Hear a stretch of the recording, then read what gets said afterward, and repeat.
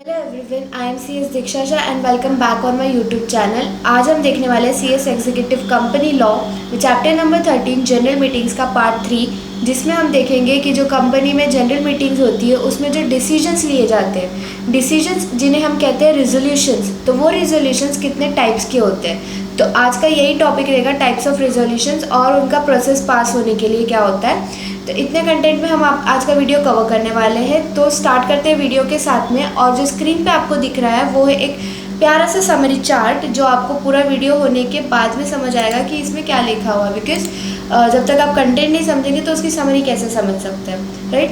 तो स्टार्ट करते हैं ऑर्डिनरी एंड स्पेशल रिजोल्यूशंस के साथ। Section number 114 of the companies act 2013 बताता है हमें कि ऑर्डिनरी रिजोल्यूशन और स्पेशल रिजोल्यूशन क्या होता है। तो ऑर्डिनरी रिजोल्यूशन, सबसे पहले इसकी डेफिनेशन हम पढ़ते हैं and then we will analyse कि इसका मतलब क्या होता है, ठीक है।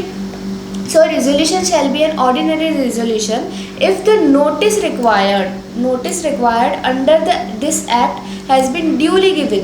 सबसे पहली कंडीशन तो यही पढ़ ली हमने कि जो एक ऑर्डिनरी रिजोल्यूशन का वैलिड होने के लिए सबसे पहली रिक्वायरमेंट क्या है कि जो नोटिस होता है वो वैलिडली गिवन होना चाहिए, duly given under the act, and it is required to be pass by the votes cast whether on show of hands, electronically और on poll, as the case may be, in favour of the resolutions, including the casting vote. ये जिन्हें मैं underline और circle कर रही हूँ वो important words है, ठीक है। Including the casting vote if any of the chairman by members who by members who being entitled to do so vote in person or where proxies are allowed by proxy or by postal ballot exceeds the votes if any cast against the resolution by members entitled and voting। बहुत सारा एक साथ हमने देख लिया, पर easy है एकदम, टुकड़ा टुकड़ा करके इसको समझते हैं, ठीक है। तो सबसे पहले तो ड्यूली वो जो जनरल मीटिंग हो रही है उसकी ड्यू नोटिस जाना चाहिए, वैलिड नोटिस जाना चाहिए, जिसमें आपको ऑर्डिनरी रेजोल्यूशन डिस्कस करना है, ठीक है। और उसके बाद में जो जिस रेजोल्यूशन पे अगर वोट्स कास्ट होना मतलब वोट देना, जो वोट दिए गए हैं whether by show of hands एक मेथड होती है जिसमें शेयर होल्डर्स अपना हाथ दिखा के हाँ या ना बोलते हैं। मतलब चेयरमैन पूछेगा कि कितने लोग इसके लिए हाँ बोल रहे हैं तो आपको हाथ खड़ा करना है, या ना बोल रहे तो आपको हाथ खड़ा करना है, जो भी आपका डिसीजन होता है। तो बाय शो ऑफ हैंड्स और इलेक्ट्रॉनिक कोई सिस्टम होगा हाँ या ना बताने का, और बाय पोल। तो बाय पोल ये सब जो, अगर आपको मेथड्स नहीं पता है तो मेथड्स हम बाद में डिस्कस करेंगे।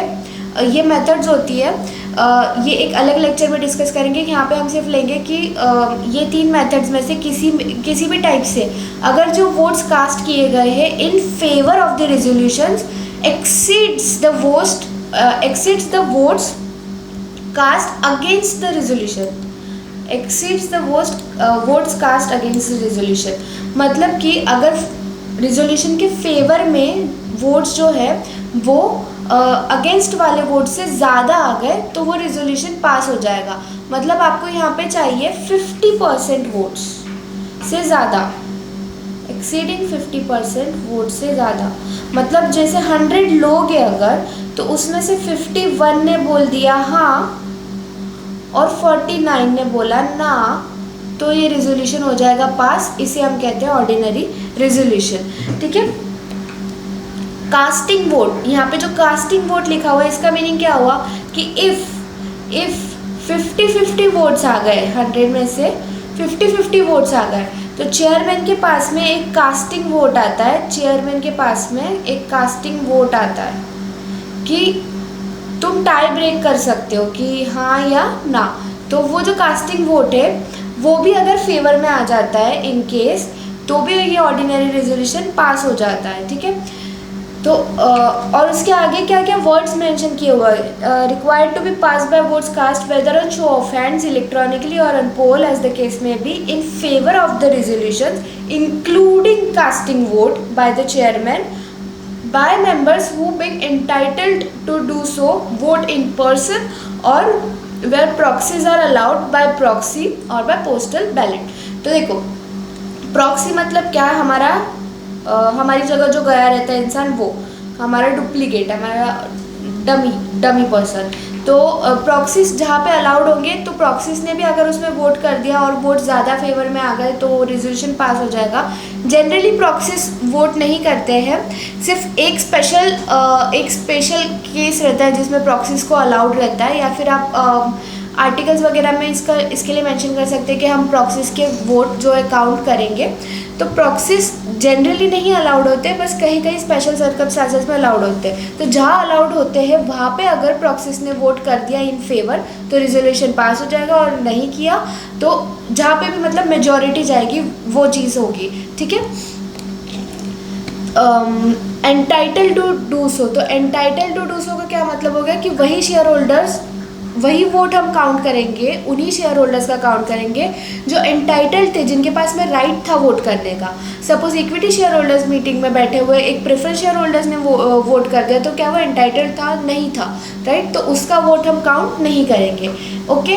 और प्रेजेंट इन पर्सन मतलब मेंबर्स जितने वहाँ पे प्रेजेंट है इन पर्सन और बाय प्रॉक्सीज, तो उन्हीं का वोट काउंट करेंगे। सबसे इम्पॉर्टेंट लाइन इसमें यही आती है कि एंटाइटल्ड एंड वोटिंग, देखो यहाँ पे भी लिखा हुआ है the number of votes only of the members who are entitled and voting. इसको कुछ अलग तरीके से हाईलाइट करते हैं, एंटाइटल्ड एंड वोटिंग, ये काफ़ी इम्पॉर्टेंट है। वही लोग जिनके पास में राइट है वो वोट कर सकते हैं, और सपोज एंटाइटल्ड वोटिंग का मीनिंग क्या होगा कि सपोज 10 जन आए, 10 मेंबर आए हैं शेयर होल्डर मीटिंग में, 10 के 10 एंटाइटल्ड है, वो इक्विटी शेयर होल्डर्स है, या फिर चलो 8 इक्विटी शेयर होल्डर्स है और 2 प्रेफरेंस शेयर होल्डर आए हुए हैं जनरल मीटिंग में। ठीक है। तो इसमें से अब एंटाइटल्ड कितने लोग हो गए? तो जो 8 इक्विटी मेंबर्स हैं, यहाँ पे मैं लिख के बताती हूँ, 10 मेंबर, अरे यार 10 मेंबर प्रेजेंट है, 10 मेंबर्स प्रेजेंट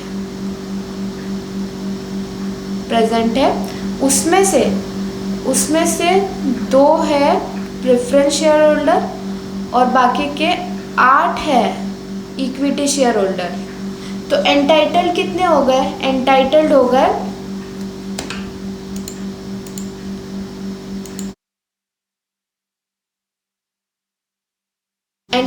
हो गए ये 8 लोग।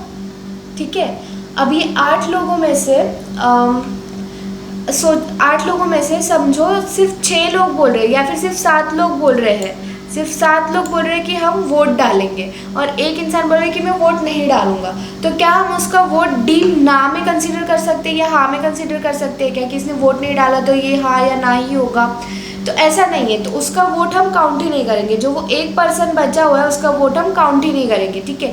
सिर्फ इन 7 में से अगर 4 ने येस बोला, 3 ने नो बोला, मतलब सिंपल मेजॉरिटी हो गई, 50% से ज़्यादा वोट हो गए तो रिजोल्यूशन पास हो जाएगा, एंड वाइस वर्सा। ठीक है। तो जितने पहले तो एंटाइटल्ड है उसमें से जो लोग अगर वोट ही नहीं डाले तो हम उनका वोट भी नहीं देखेंगे। जितने लोग वोट डाल रहे हैं, जितने लोग एंटाइटल होकर वोट डाल रहे हैं, सिर्फ उनके वोट्स काउंट होंगे, और उसमें से हमें डिसाइड करना है कि 50% की मेजॉरिटी हो रही है नहीं हो रही है, 51% की। ठीक है। समझ में आया ये कंसेप्ट? बहुत ईजी है, कुछ हार्ड इसमें मुझे नहीं लगता कि है। अगर नहीं समझता तो एक बार रिवाइंड करके देख लेना, काफ़ी सिंपलेस्ट फॉर्म में मैंने समझाया है इसे, इससे ज़्यादा क्लियर कुछ नहीं हो सकता था। ठीक है। उसके बाद में the method of voting might be through show of and electronic voting poll or any other permitted method or postal ballot, मतलब किसी भी प्रकार की वोटिंग मेथड आप यूज़ कर लो। अगर 50% से ज़्यादा वोट्स हाँ में आ रहे हैं तो रिजोल्यूशन पास, और ना में आ रहे हैं तो रिजोल्यूशन नॉट पास्ड।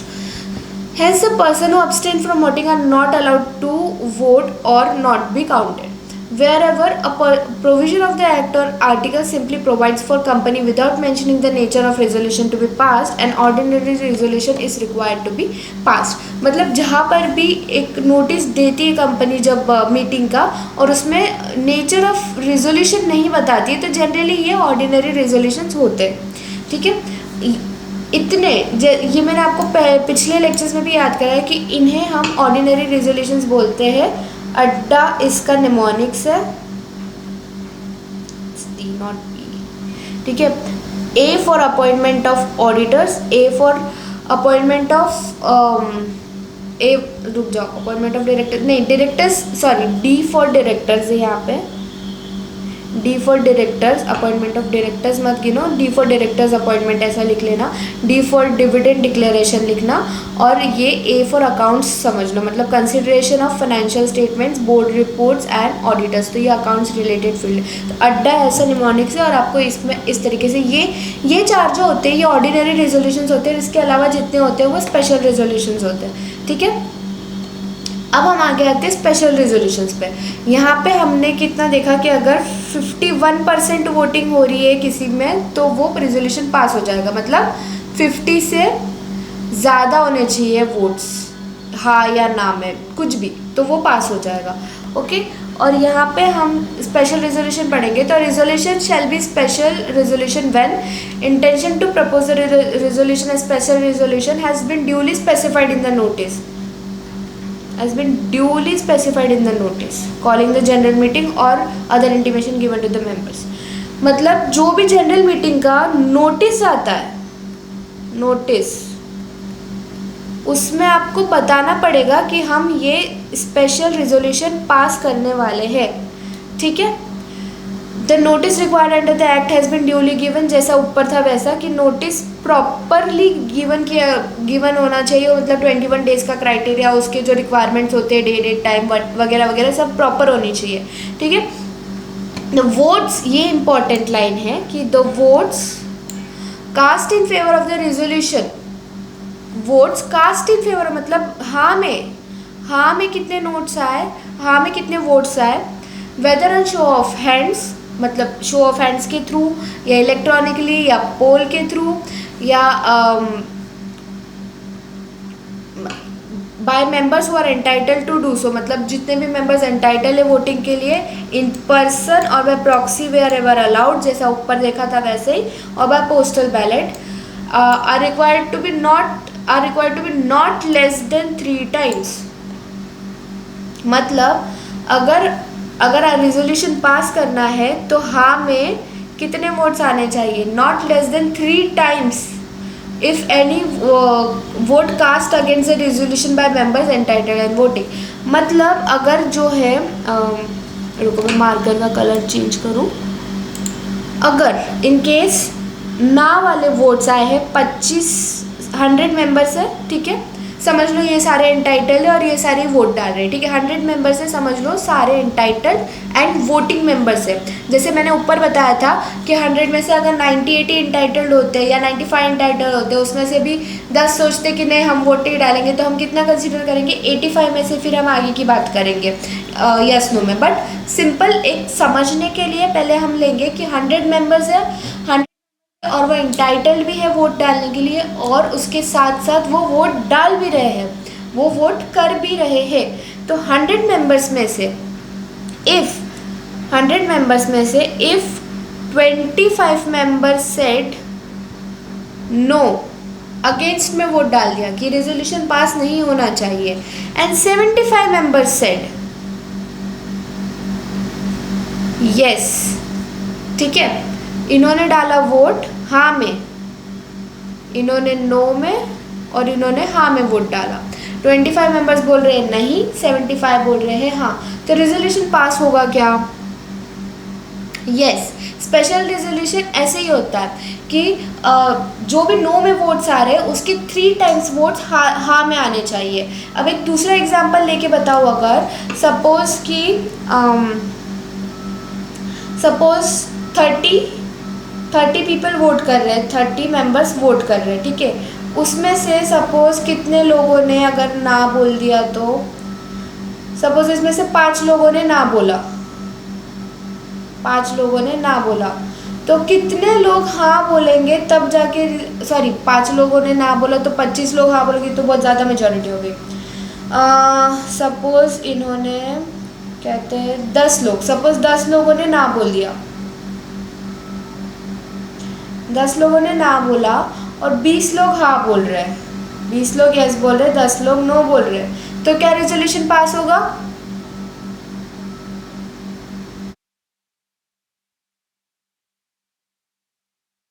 क्या रेजोल्यूशन पास होगा क्या? अब आप निकालो 30 का 25% कितना होता है? सी कैलसी में आपको करके बता देते हैं। 30 का 25% कितना होता है?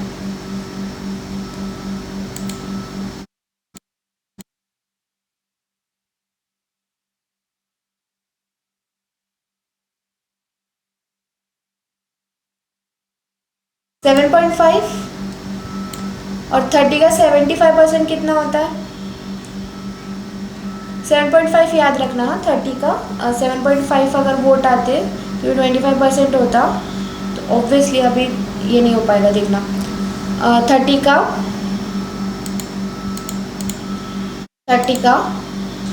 75% कितना होता है? 22.5। तो 22 पीपल अगर हाँ बोलते और सिर्फ 7.5 पीपल नो बोलते तो रिजोल्यूशन पास होता। पर अभी 10%, मतलब ये जो है ये 25% से ऊपर चले गया है।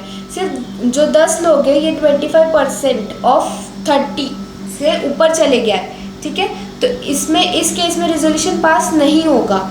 सपोज अभी 60 लोग होते, 60 में से इनकेस 15 लोगों ने हाँ बोल, तो 15 का 3 टाइम्स 15 इंटू 3 टाइम्स कितना हुआ? 45 लोग अगर हाँ बोल दे तो रिजोल्यूशन पास हो जाएगा। 45 लोग हाँ बोल देंगे तो रिजोल्यूशन पास हो जाएगा, ठीक है। जितने रिजोल्यूशंस के ना आए हैं उससे 3 टाइम्स हाँ आने चाहिए। अगर 25 ना है तो 75 हाँ होने चाहिए। 15 ना है तो 45 हाँ होनी चाहिए, तभी रिजोल्यूशन पास होगा। 3 टाइम्स वोट्स यस में आने चाहिए, ओके।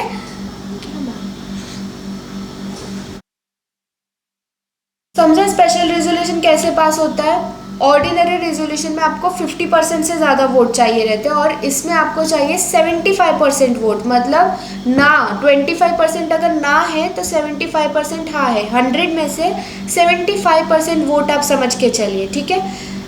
ऐसे ही आपको याद रखना है कि 75% स्पेशल में ये इजीएस्ट वे होता है। 75% स्पेशल में और इधर 50% से ज़्यादा, मतलब समझ लो 51%, ठीक है।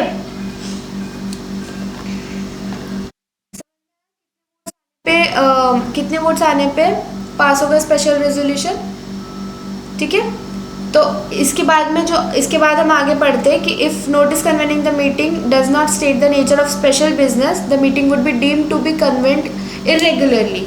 ये वाला पॉइंट बहुत ज़्यादा इंपॉर्टेंट है। जब भी आप कोई नोटिस देते हैं जिसमें आपको स्पेशल रिजोल्यूशन पास करना रहता है तो उसमें पूरा जो रिजोल्यूशन है उसका नेचर ऑफ बिजनेस आपको बताना होता है कि ये क्या है, कितने अमाउंट का ट्रांजेक्शन है, किसके साथ हो रहे हैं, कौन पार्टीज है कौन नहीं है, सब चीज़ की इन्फॉर्मेशन आपको देनी पड़ती है।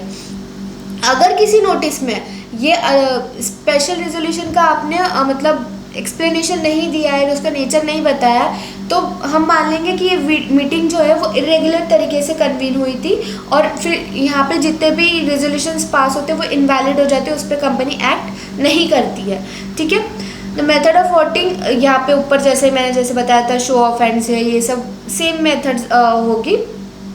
जो पर्सन वोट नहीं डालेगा उसका वोट काउंट नहीं किया जाएगा।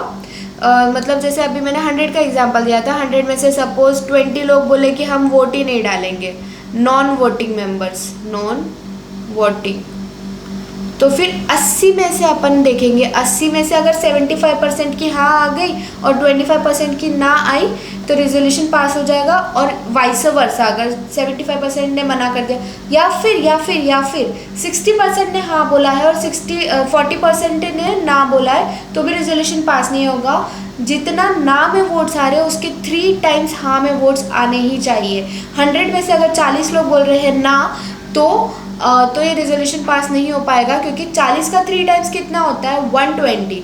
तो ऑब्वियसली 100 में से 120 वोट्स तो आ नहीं सकते, जिसमें से पहले से 40 ऑलरेडी ना में हो गए। तो सिंपल सी बात है कि 25-75 का रेशियो होना चाहिए, तभी पास होगा, या फिर उल्टा जो भी होना है वो सब। ठीक है, ये एग्जांपल्स दिए स्पेशल रेजोल्यूशंस के क्या क्या होते हैं। Making change in the name of company, articles में चेंज लाना, प्राइवेट कंपनी को पब्लिक कंपनी में कन्वर्ट करना, ये सब एग्जांपल्स हो गए। ये एक पॉइंट जो है, ये वाला जो मैटर है ये काफ़ी अलग है, मतलब आपको इसमें और स्पेशल रेजोल्यूशन में कंफ्यूज नहीं होना है। ये जो है ये स्पेशल रेजोल्यूशंस है, और ये जो है ये है resolution requiring special notice special है। यहाँ पे रेजोल्यूशन स्पेशल है या नहीं वो हम आगे देखेंगे, पर यहाँ पे नोटिस स्पेशल है। स्पेशल नोटिस कैसे बनाएंगे? जो नॉर्मल नोटिस होते हैं वो क्या होता है कि कंपनी बोर्ड ऑफ डायरेक्टर्स वगैरह का शेयर होल्डर्स या सबको बांटते हैं, पर ये जो स्पेशल नोटिस होता है वो शेयर होल्डर कंपनी को देता है कि ये ले नोटिस, हमको ऐसी ऐसी मीटिंग करनी है, ये रेजोल्यूशन पे हमको पास करना है। तो ये जो रेजोल्यूशन कंपनी के शेयर होल्डर्स ने कंपनी को दिया मीटिंग करने के लिए, उसे कहते हैं स्पेशल नोटिस। ठीक है, तो ये किसके अंदर हम डील करते हैं? सेक्शन 115 के अंदर।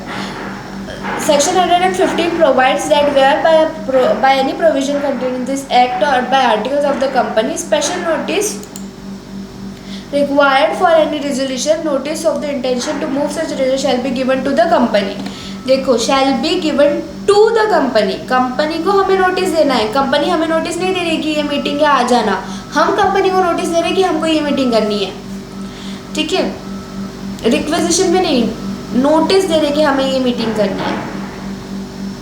By such number of members holding not less than 1% of the total voting power, 1% की टोटल वोटिंग पावर होनी चाहिए वो शेयर होल्डर्स के पास में। या तो और है, इधर एंड नहीं है, और एंड में काफ़ी फ़र्क होता है। और आज जब आ जाता है तो कैसा होता है, या तो ये वाला कंडीशन फुलफिल हो जाए या तो ये वाला कंडीशन फुलफिल हो जाए, और इसी की जगह अगर आप एंड लिख दो तो ये वाला भी फुलफिल होना चाहिए और ये वाला भी फुलफिल होना चाहिए। ठीक है, तो यहाँ पे और है, तो या तो 1% के आपके पास में टोटल शेयर होल्डिंग है, या तो आपके पास में 5 लाख रुपए के शेयर्स आपने होल्ड कर रखे हुए हैं।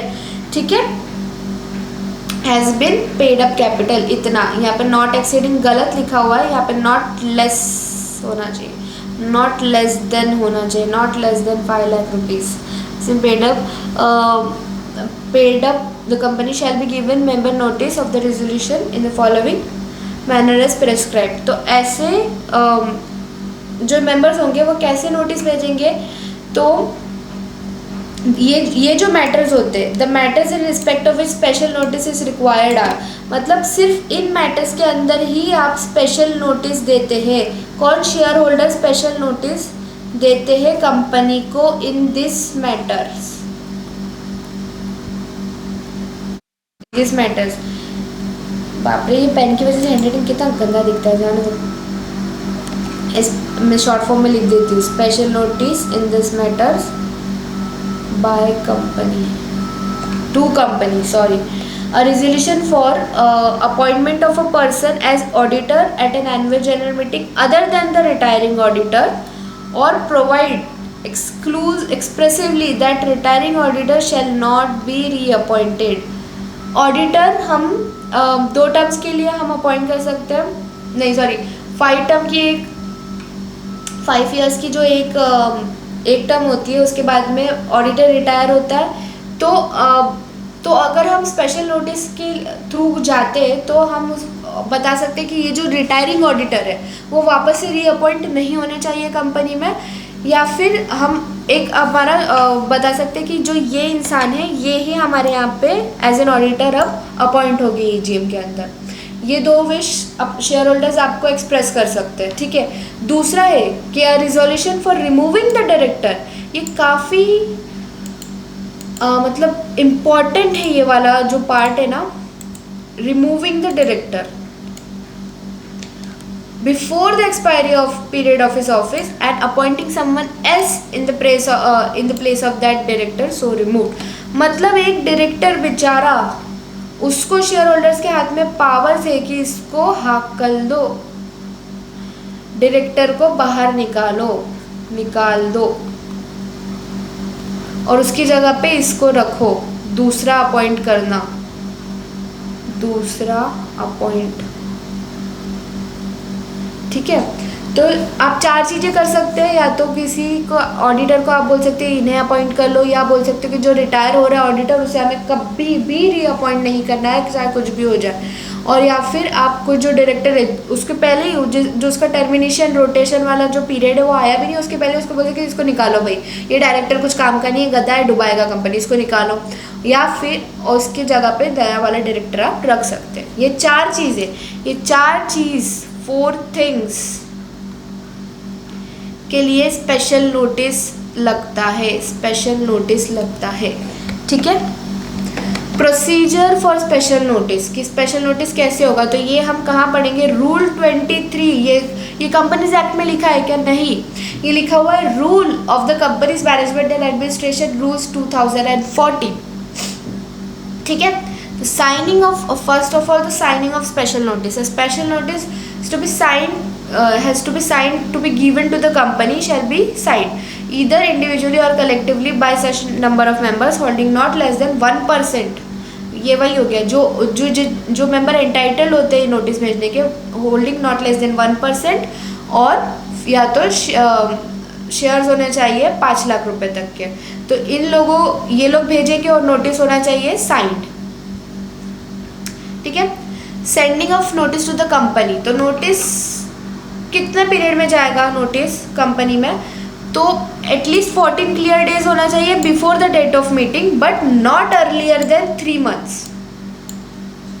मतलब कि सपोज अगर आपकी मीटिंग होने वाली है 25 नवंबर को, तो इसके पहले 14 डेज पहले क्लियर नोटिस होना चाहिए exclusive of the date of meeting. और जब आप नोटिस भेज रहे हो तो फॉर एग्जांपल अभी 25 तारीख को छोड़ दो और 24 से 21, 22, 23, 24 ये 4 दिन और 10 दिन पिछले और ले लो, तो 10 नवंबर तक ये नोटिस जो है कंपनी को चले जाना चाहिए कि हमें ये स्पेशल नोटिस जो है ये कंपनी को चले जाना चाहिए बाय शेयर होल्डर्स, ठीक है। और नॉट अर्लियर देन 3 months का क्या मतलब हुआ कि जो जैसे 25 नवंबर यहाँ पे जो डेट है हमारी, 15 कैसे बन गया 25 का, 25 नवंबर जो हमारी डेट है, इससे 3 महीने पहले अगर आपने नोटिस भेजा है, स्पेशल नोटिस भेजा है कंपनी को 3 महीना पहले, मतलब कि कितना हुआ, जिस नवंबर, 25 अक्टूबर, सितंबर, अगस्त, 25 अगस्त के पहले सपोज आपने 20 अगस्त को भेजा है नोटिस, तो ये नोटिस हो जाएगा इनवैलिड। आपको 25 अगस्त के बाद भेजना है बट 10 नवंबर के पहले भेजना है। इतने पीरियड में आपका नोटिस चले जाना चाहिए। अगर आपकी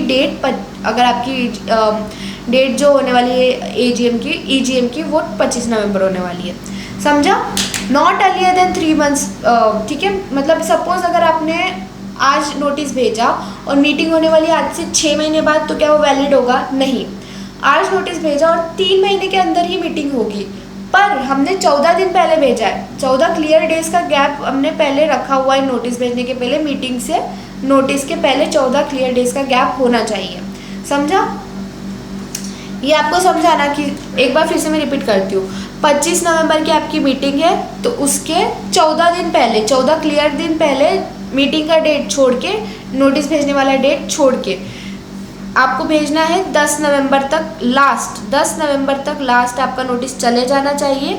और 25 अगस्त के पहले आप नोटिस भेज नहीं सकते, आपकी जो डेट है जनरल मीटिंग की उसके 3 महीने पहले के भी पहले आप नहीं भेज सकते, 3 महीने के अंदर ही भेजना, ठीक है। On receipt of the notice by company, जब कंपनी के पास में रिसीट आ जाती है तो इमीडिएटली कंपनी को 7 दिन का नोटिस देना है जनरल मीटिंग कंडक्ट करने का। जैसे वो एजीएम के टाइम पे नहीं देते हैं कि 21 दिन पहले नोटिस देते हैं, फिर एजीएम बुलाते हैं, राइट। तो 7 दिन का नोटिस, क्लियर नोटिस जाना चाहिए। Exclusive of the day dispatch of notice and day of meeting in the same manner as given in annual general meetings. जो वो 14 दिन का पहले का जो ये टाइम है ना 10 नवंबर तक का, हम कंपनी को देंगे और इसके बाद कंपनी इमीडिएटली नोटिस भेजेगी क्लियर 7 डेज का गैप रख के।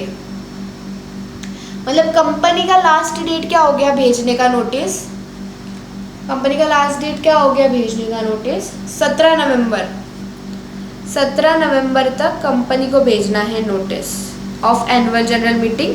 और अगर इन केस अगर कंपनी नोटिस नहीं भेज पा रही है, कुछ प्रैक्टिकेबल नहीं हो पा रहा है नोटिस भेजना, तो वो न्यूज़पेपर में पब्लिश कर सकती है। न्यूज़पेपर में पब्लिश कर सकती है। कौन सी न्यूज़पेपर में करेंगे, किसी में भी कर देंगे क्या? तो नहीं। 1 इंग्लिश एंड 1 वर्नाकुलर लैंग्वेज, मतलब जो स्टेट जिधर भी जो registered office of the company है वहाँ का जो वर्नाकुलर लैंग्वेज है, लोकल लैंग्वेज है, उधर ही वो वाली लैंग्वेज। और जो वाइड सर्कुलेशन में वहाँ पे न्यूज़पेपर है, तो एक इंग्लिश में और एक लोकल लैंग्वेज पेपर जो वहाँ पे सबसे ज़्यादा चलते हैं, उसमें जाएगा नोटिस, ठीक है। At least 7 days before. और जहाँ अगर तुम्हारी कंपनी की वेबसाइट है तो आपको वेबसाइट पे भी मेंशन करना पड़ेगा, ठीक है। समझ गया स्पेशल नोटिस देने का प्रोसीजर क्या है? स्पेशल नोटिस देने का प्रोसीजर क्या है? पहले तो नोटिस साइन होना चाहिए बाय द एंटाइटल्ड मेंबर जो भेज सकते हैं। उसके बाद में नोटिस 3 महीने के पहले नहीं भेजना और 14 दिन के पहले भेज ही देना है। उसके बाद में कंपनी वो जब भी उनको मिलेगा उसके 7 दिन फटाफट से इमीडिएट एक्शन लेके 7 दिन का क्लियर नोटिस देकर जनरल मीटिंग लेगी, ठीक है। और अगर वो 7 दिन का नोटिस नहीं दे पा रही किसी कारण से, तो वो 7 दिन पहले न्यूज़पेपर में एक इंग्लिश और एक वर्नाकुलर लैंग्वेज जो रजिस्टर्ड ऑफिस एड्रेस की सिटी है वहाँ पे जो सबसे ज़्यादा सर्कुलेशन में होगा, उन न्यूज़पेपर्स में कंपनी एडवर्टीजमेंट देगी, ठीक है। और वेबसाइट होगी तो वेबसाइट पे भी पब्लिश करेगी, ओके। ये हो गया कि स्पेशल नोटिस कैसे जाएगा। अब ये जो केस स्टडीज़ है ये काफ़ी इजी केस स्टडीज़ है, आपको रीडिंग पर्पस के लिए है, इंपॉर्टेंट केस स्टडीज़ नहीं है इतने। इसमें से आज तक कोई भी नहीं पूछा गया है और मुझे लगता पूछा जाएगा कि because this are like general knowledge purpose कि ऐसा हुआ था टाइप ऑफ है। इसमें कोई टेक्निकल क्वेश्चन नहीं है जिसमें वो आपको क्वेश्चन पेपर में लिख दे सके। तो ये आपको एक खुद सिंपल रीडिंग लेनी है। और इन केस अगर आप में कोई इन तीनों में से कोई भी डाउट आता है इस पर, तो आप मुझे कमेंट करके बताओ, मैं आपको वहाँ पे सिंपल एक्सप्लेन कर दूँगी। बिकॉज इस पर एक्सप्लेन करने जैसा ऐसा कुछ है नहीं, आप रीडिंग करोगे आपको समझ जाएगा। बहुत ईजी है, बहुत ईजी। फिर भी मैं आपको ये वाला जो बड़ा वाला है इसमें एक लाइन बता देती हूँ कि जो कंपनी थी वो बीएम कर रही थी, बोर्ड मीटिंग कर रही थी, पर जो मतलब प्लेंटिफ है उसने क्या बोला कि ये ईजीएम के लिए है, तो इनका जो नोटिस है उसे सेट असाइड कर दो, ईजीएम का जो नोटिस है सेट असाइड कर दो। तो जो ट्रिब्यूनल है उन्होंने बोला कि भाई ये ईजीएम का नोटिस है ही नहीं, ये बीएम बोर्ड मीटिंग का नोटिस है, तो इन्हें करने दो, ये जो कर रहे हैं वो सही है। ऐसा इसमें पूरा हिस्ट्री खिचड़ी पका हुआ है, तो आप एक बार शांति से बैठ के रीड करना, आपको समझ जाएगा। और इसमें तो सिर्फ जनरल बता रहे हैं कि क्या राइट्स होते हैं शेयर होल्डर के, इसमें भी कुछ भी नहीं है। आप 2 लाइन पढ़ेंगे आपको इजीली समझ जाएगा, ओके। तो हम सीधे आते हैं अभी process of passing the resolution कि रेजोल्यूशन कैसे पास होते हैं। तो ये जो प्रोसेस है ये आपको मोर ऑफ रीडिंग करनी पड़ेगी खुद से एक बार बैठ के आराम से, पर मैं आपको एक्सप्लेन करती हूँ ऐसे बता के ओरली। तो resolution is proposed as motion. जब हम रेजोल्यूशन को प्रपोज करते हैं कि भाई सपोज मैंने एक रेजोल्यूशन प्रपोज किया, जैसे फॉर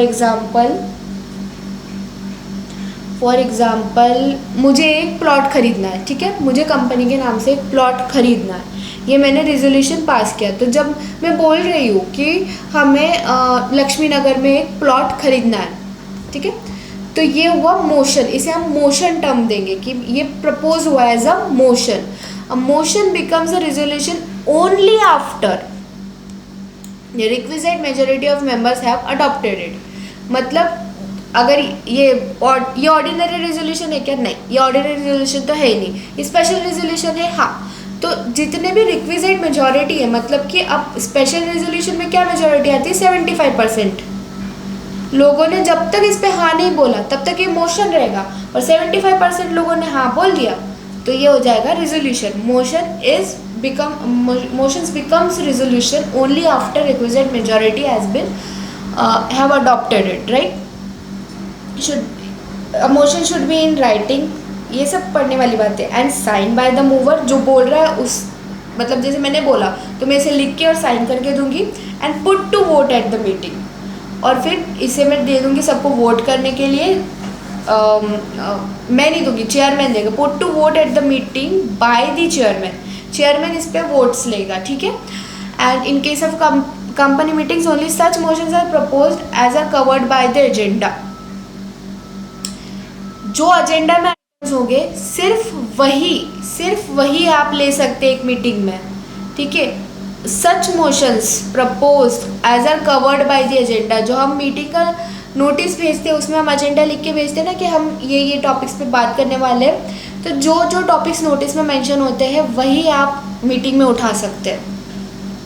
और डिस्कस करते करते ऐसा हो सकता है ना कि यार हमें लग रहा है कि डिस्कशन के साथ में ये वाली चीज़ भी ज़रूरी है, तो ये हम डिस्कस कर लेते हैं ये वाले मोशन के साथ में, ठीक है. तो ये अलाउ कर सकते हैं, पर ये ऐसा नहीं होना चाहिए आइटम, दिस आइटम में भी अलाउड, पर ये ऐसा नहीं होना चाहिए जिसमें स्पेशल रेजोल्यूशन लगता है.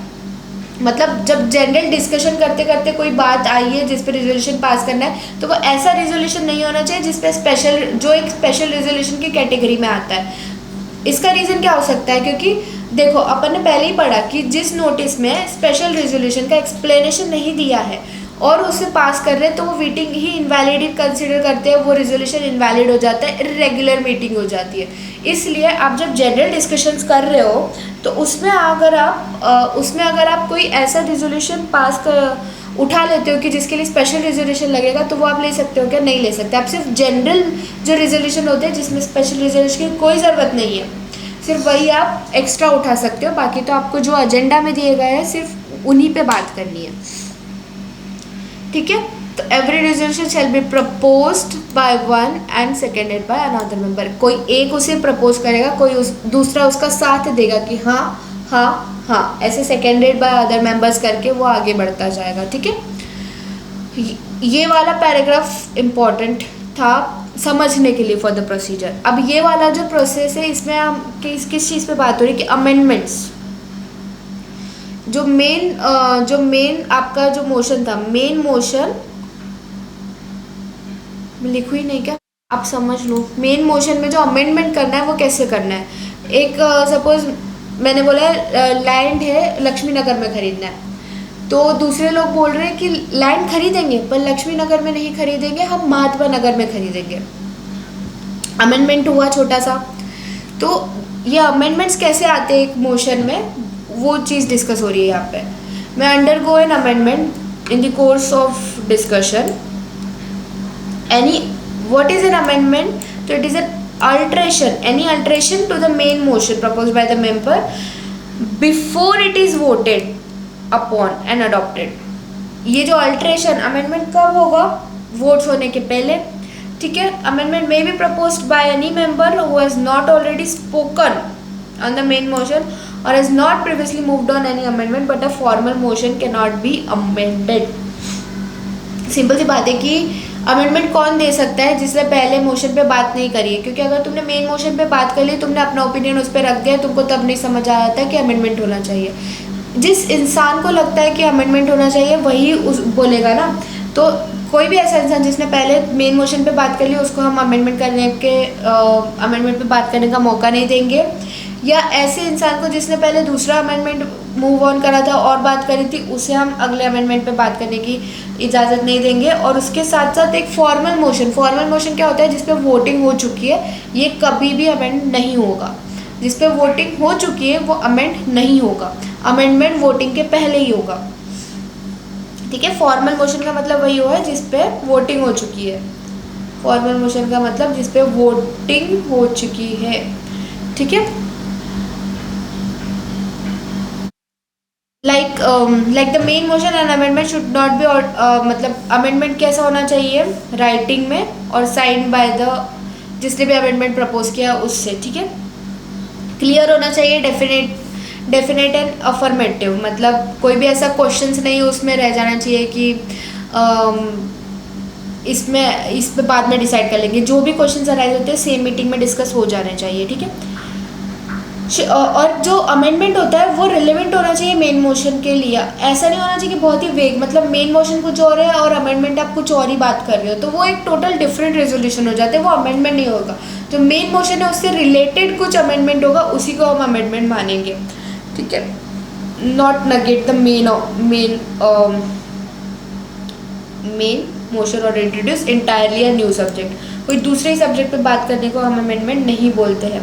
तो ये चेयरमैन का एब्सोल्यूट डिस्क्रिप्शन होता है कि वो मेन मोशन में एक्सेप्ट या रिजेक्ट करे कोई अमेंडमेंट ऑन ग्राउंड्स ऑफ, मतलब किस ग्राउंड्स पे, मतलब किसी ऐसे ही मना नहीं कर सकता, ये ग्राउंड्स पे होना चाहिए, जैसे कि वो इनकंसिस्टेंट है, रिडेंडेंट है, मतलब यूजफुल नहीं है, इररिलेवेंस है, कोई रिलेवेंस नहीं रखता मेन मोशन से, ये मोशन पे वो एक्सेप्ट या रिजेक्ट, ये ग्राउंड्स पे चेयरमैन एक्सेप्ट या रिजेक्ट कर सकता है कोई भी अमेंडमेंट को, ठीक है। When an amendment has been moved, admitted and seconded, discussed on the main motion ceases and the discussion on the amendment starts। मतलब सबने अब अमेंडमेंट अप्रूव कर लिया है, उसको मूव किया है, उसको एडमिट किया, उसको सेकंड किया, मतलब सबने उसको बढ़ावा दिया है, तो जो मेन मोशन होता है वो सीज हो जाता है और अमेंडमेंट पे बात चालू हो जाती है। अगर ऐसा हो रहा है कि आपके बहुत सारे अमेंडमेंट्स हो रहे हैं, अगर आपके एक सेकंड, ये वाली लाइन रहेगी ना, एनी वन हु हैज, क्या लिखा है, anyone may speak on the amendment even if he has already spoken on the main motion but no one is allowed to speak twice on the same amendment। एक जन main motion पे जिसने बात करी थी वो अमेंडमेंट होने के बाद उस पर बात कर सकता है, पर वो बार बार नहीं, वो ट्वाइस नहीं बात कर सकता सेम अमेंडमेंट पे, ठीक है।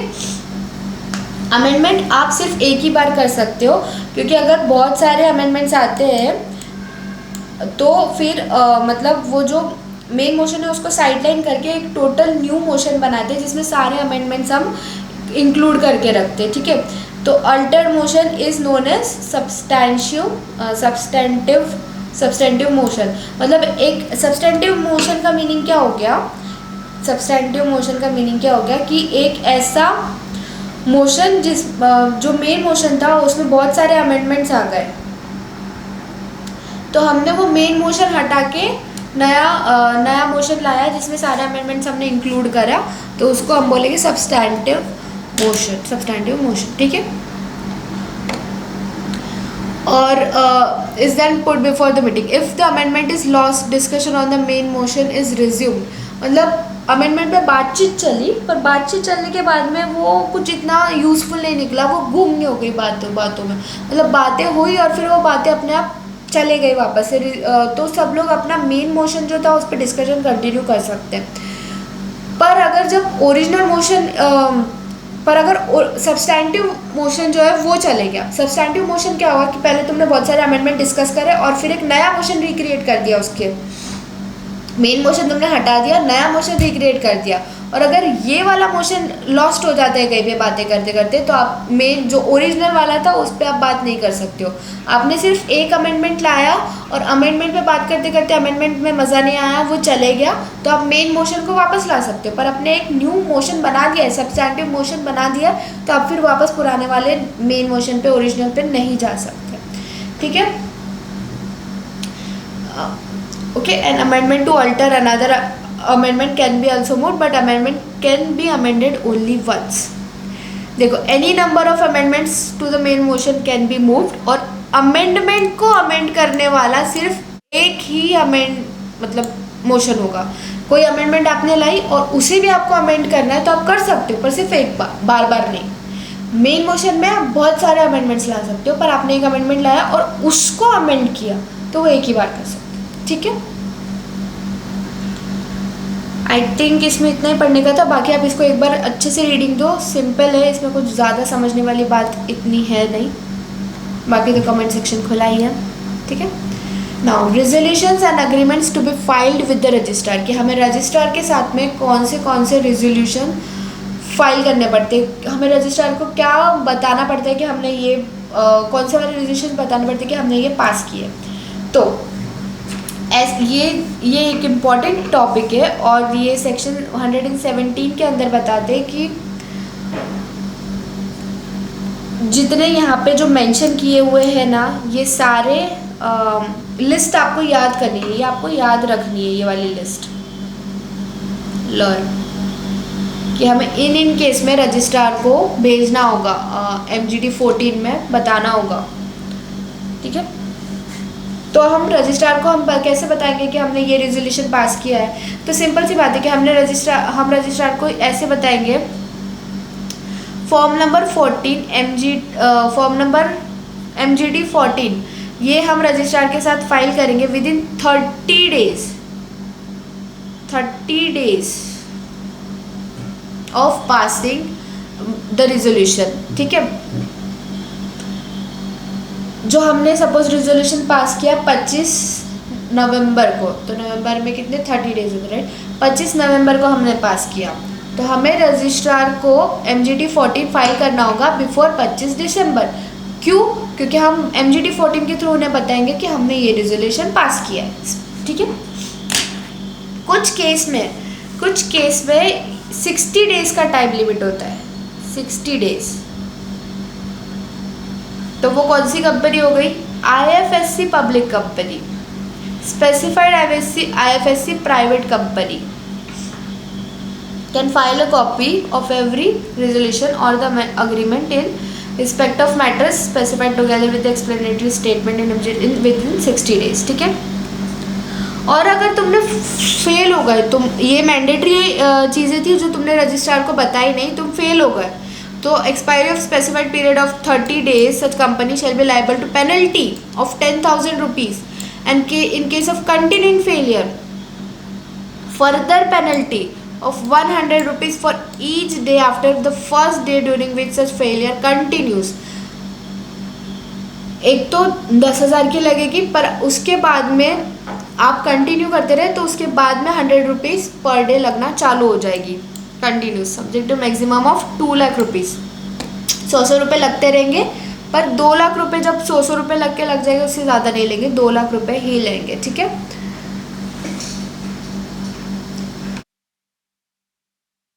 And every officer of the company who is in default, including liquidator of the company,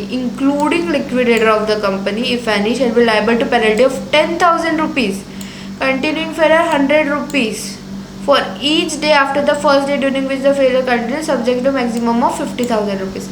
company से 2 लाख रुपए लेंगे पेनल्टी, 100 रुपये का मैक्सिमम करके, और डायरेक्टर से 50,000 रुपीज़, ऑफिसर इन डिफॉल्ट से 50,000 रुपीज़ लेंगे, ठीक है। ये जो लिस्ट है, अब बहुत इंपॉर्टेंट लिस्ट है, ये वो रेजोल्यूशंस है जो आपको रजिस्ट्रार के पास फाइल करने ही होते हैं, उनको बताना पड़ता है MGT 14 के थ्रू 30 डेज में। तो कौन से हो गए? तो special resolutions, every special resolution आपको भेजना ही है 14 डेज में, 30 डेज में MGT 14 में ROC को, ठीक है। एवरी स्पेशल रेजोल्यूशन जाएगा ही जाएगा। दूसरा, resolution which have been agreed by all the members of the company but which if not so agreed to would not have been effective to the purpose unless they has been passed as a special. मतलब देखो, ऐसे first तो हो गया special resolutions, दूसरा हो गया ऐसे रेजोल्यूशंस जिस पे सारे share holders, all the share holders की कंसेंट लेना इम्पॉर्टेंट थी, वो वाले रेजोल्यूशन। अब ऐसी बात नहीं है, अगर सपोज एक रेजोल्यूशन है, सपोज बहुत छोटा रेजोल्यूशन है, जैसे कि बैंक अकाउंट खोलना, ठीक है, तो इस पे सभी जो शेयर होल्डर्स है उन्होंने 100% हाँ बोल दी, सारे शेयर होल्डर्स मान गए कि हम SBI में बैंक अकाउंट खोलेंगे, तो क्या ये हमें रजिस्ट्रार को बताने की ज़रूरत है? नहीं। भले ही सारे शेयर होल्डर्स ने हाँ बोला है, पर क्या ये इम्पोर्टेंट रेजोल्यूशन था जो जाने के मतलब अगर सपोज 100% हाँ भी नहीं बोलते, 90% हाँ बोलते, 75% हाँ बोलते, तो भी हम बैंक अकाउंट तो खोल सकते थे ना। 100% हाँ बोलने की ज़रूरत थी क्या शेयर होल्डर्स को? नहीं। पर जो ऐसे रेजोल्यूशंस होते हैं जिस पे शेयर होल्डर्स को 100% हाँ बोलनी पड़ेगी, ऑल द मेंबर्स की कंसेंट होना बहुत ज़रूरी है, सिर्फ तभी के तभी हम वो वाले जो रिजोल्यूशंस होते हैं उन्हें हम आरओसी को पास करेंगे। एक ऐसा रिजोल्यूशन हमने एजीएम में देखा था कि अगर हमें एजीएम इंडिया में कहीं और कंडक्ट करनी है रजिस्टर्ड ऑफिस एड्रेस की सिटी के अलावा, तो हमें ऑल द मेंबर्स से प्रायर कंसेंट लेना पड़ता है। तो इसमें हमें ऑल द मेंबर्स का कंपलसरी हो गया, तो ये वाला रिजोल्यूशन हम आरओसी में फाइल करेंगे कि हमने सभी मेंबर्स की कंसेंट ली है कोई अलग जगह एजीएम करने की, ठीक है। Now, any resolution of the board of directors of a company agreement executed by the company relating to appointment, reappointment, renewal of appointment or variation in terms of appointment of managing director. Generally क्या होता है कि special resolutions मतलब कि जो general meeting में होते हैं उस रेजोल्यूशंस की हम करते हैं, पर यहाँ पे बोर्ड मीटिंग में लिया हुआ डिसीजन भी हमें रजिस्ट्रार को फाइल करना होगा। क्यों? अगर वो मैनेजिंग डायरेक्टर के अपॉइंटमेंट, रीअपॉइंटमेंट, रिन्यूअल या variation in terms of appointment में कुछ चेंजेस मतलब वेरिएशन होते हैं, तो उसका हमें आरओसी को फाइल करना पड़ेगा। ये एक ऐसा रेजोल्यूशन है जो बोर्ड मीटिंग में होता है, ठीक है। नाउ रेजोल्यूशंस और agreement which have been agreed to by any class members, but which if not so agreed would not have been effective of their purpose unless they have been passed as specified majority or otherwise in some particular manner. All the resolutions or agreements which effectively bind such class of members though not agreed by all the members.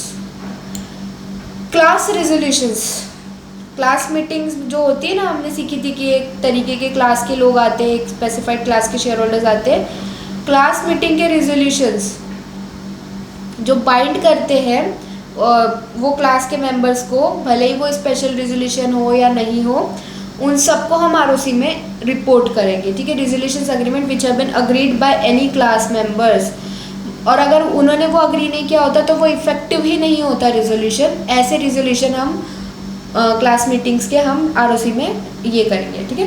Resolutions requiring company to be wound up voluntarily, voluntary winding up का अगर आपका resolution है under IBC code 2016, वो हम ROC में भरेंगे MGT 40।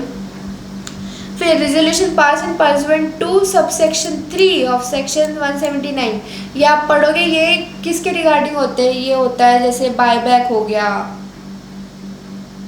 मतलब buyback हो गया, ये सब जो बड़े बड़े डिसीजन होते हैं एक्सपांशन के, और मतलब जो कंपनी का नेचर में थोड़ा अल्ट्रेशन करते कैपिटल में, ये सब 179 के सबसेक्शन 3 में आता है। तो आप एक बार वो 179 के 3 में क्या क्या चीज़ें आती है वो पढ़ना। तो अगर ऐसे वाले रेजोल्यूशंस होते हैं, no person shall be entitled, तो ये जनरली ये वाले डिसीजंस कहाँ लिए जाते हैं? पहले बोर्ड मीटिंग में लिए जाते हैं, राइट।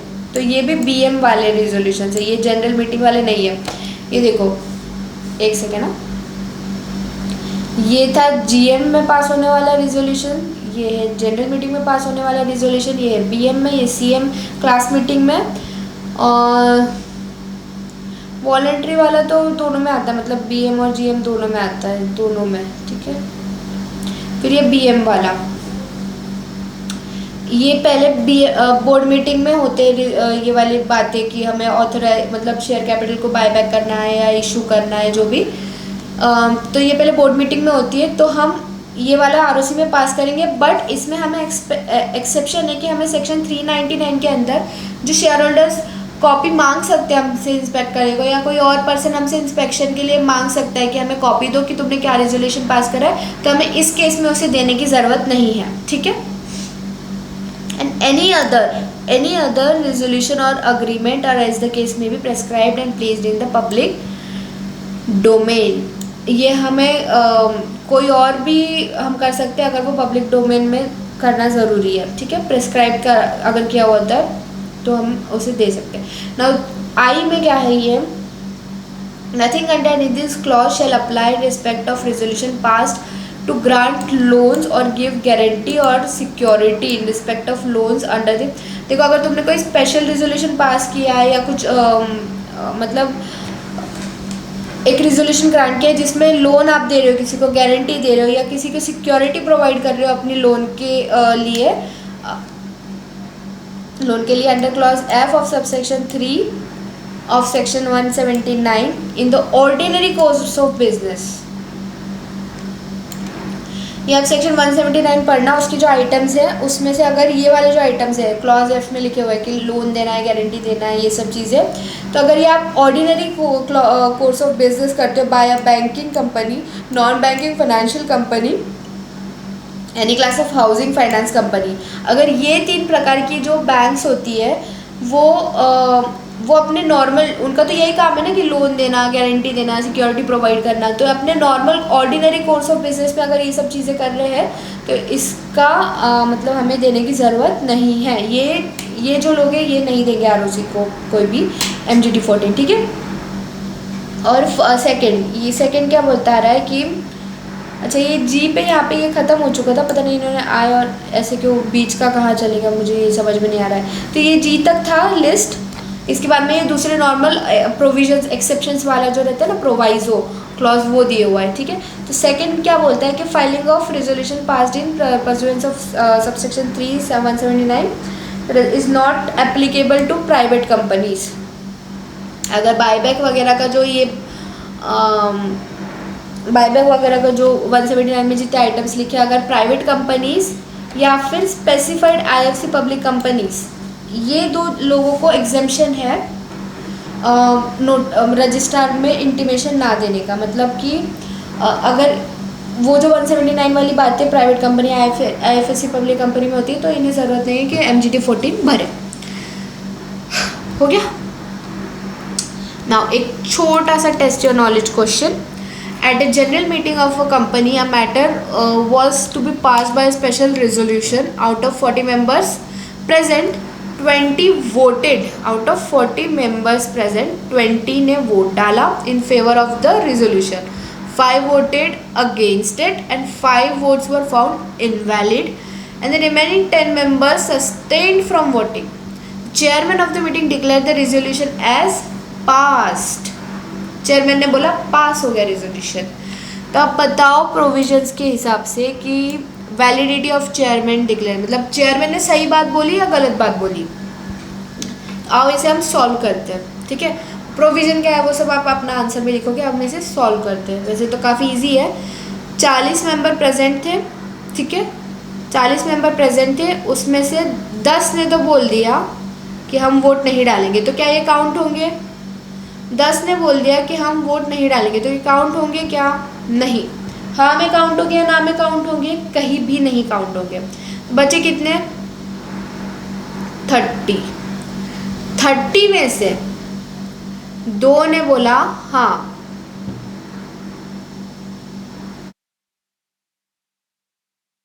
30 में से 20 ने बोला यस, 30 में से यार 20 ने बोला yes, voted in the favour of resolution. 20 ने बोला यस यस। उसके बाद 5 ने बोला नो, और 5 के वोट हो गए इनवैलिड।